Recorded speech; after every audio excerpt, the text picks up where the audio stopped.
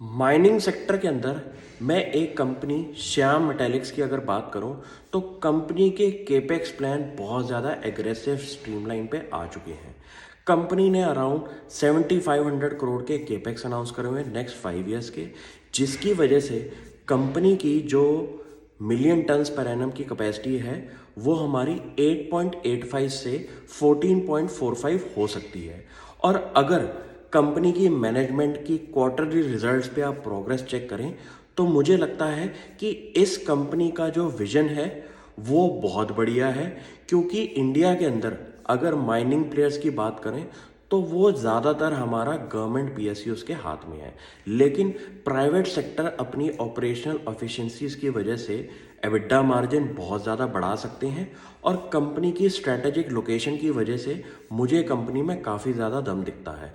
Plus company ने जितनी भी अपने पास हिस्ट्री के अंदर एक्विजिशन भी करे हैं उसके अंदर मुझे लगता है कि कंपनी ऑर्गेनिक और इनऑर्गेनिक मोड पे कंपनी एक्सपेंशन पे लगी हुई है। ऑर्गेनिक मोड होता है कि कंपनी अपने एग्जिस्टिंग बिजनेस के अंदर एक्सपेंशन करे, जो कि हमारा नई माइनिंग फैसिलिटीज़ हो सकती हैं, और जैसे कि कोई और सेगमेंट के अंदर कंपनी अगर अपनी एंट्री ले। इनऑर्गेनिक एक्सपेंशन वो होता है जहाँ पे कंपनी एग्जिस्टिंग बिजनेस के अंदर कोई अगर कंपनी ऑपरेट कर रही है उसको एक्वायर करके उसको टर्न अराउंड अगर करने की कोशिश करे तो वो एक इनऑर्गेनिक एक्सपेंशन होता है। तो कंपनी की विजन स्टेटमेंट पे अगर मैं बात करूं तो मुझे लगता है कि अगर इंडिया का माइनिंग सेक्टर प्राइवेटाइजेशन की तरफ जा रहा है तो इस कंपनी में बहुत ज़्यादा दम दिखाई देता है, क्योंकि कंपनी ने अपनी हिस्टोरिकल परफॉर्मेंस के अंदर काफ़ी ज़्यादा रिटर्न्स दिखाई हैं एबिटा मार्जिन के अंदर और पैट मार्जिन के अंदर। और कंपनी की अगर डेट प्रोफाइल की मैं बात करूं तो कंपनी में मुझे ज़्यादा डेट नहीं दिखाई देता, और जितनी भी कंपनी ने एक्सपेंशन करी है वो कंपनी ने अपने इंटरनल एक्रूवल से करी है। और जिस बिजनेस के अंदर कंपनी को अगर दिखाई देता है कि उनकी ऑपरेशनल कॉम्पिटेंसी नहीं है तो उन्होंने छोटी छोटी कंपनीज एक्वायर करके अपने बिजनेस प्रोफाइल को डाइवर्सिफाई किया है। क्योंकि आपको पता है कि माइनिंग बिजनेस जो है वो हमारा कमोडिटी रन होता है, और कमोडिटी प्राइजेस के सिक्लिकल नेचर की वजह से इस बिजनेस के अंदर काफ़ी ज़्यादा ऊपर और नीचे के रिटर्न्स दिखाई देते हैं प्राइजेस के अंदर।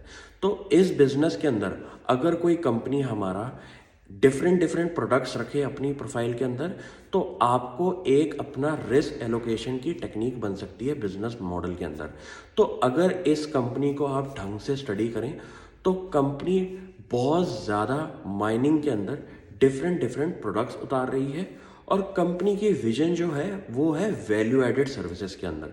जो वैल्यू एडेड सर्विसेज होते हैं हमारे माइनिंग सेक्टर को जोड़ के, उसके अंदर एक आप प्रीमियम प्राइसिंग चार्ज कर सकते हैं जिसका सिक्लिकल नेचर के साथ कोई लेना देना ज़्यादा नहीं होता, क्योंकि आप एक वैल्यू ऐड करके अपना प्रोडक्ट मार्कअप रखते हैं और उसकी वजह से आपके जो मार्जिन्स हैं वो एक सस्टेनेबल ग्रोथ पे जा सकते हैं। और कंट्री के अंदर आपके कमोडिटी प्राइजेस अगर ऊपर नीचे हो तो इन प्रोडक्ट प्राइसिंग पे ज़्यादा फर्क नहीं आता। तो मुझे इस कंपनी की स्ट्रैटेजी पे बहुत ज़्यादा दम दिखाई देता है। आप भी इस कंपनी को हर क्वार्टर पे एक बारी नज़र में देखें। Thank you.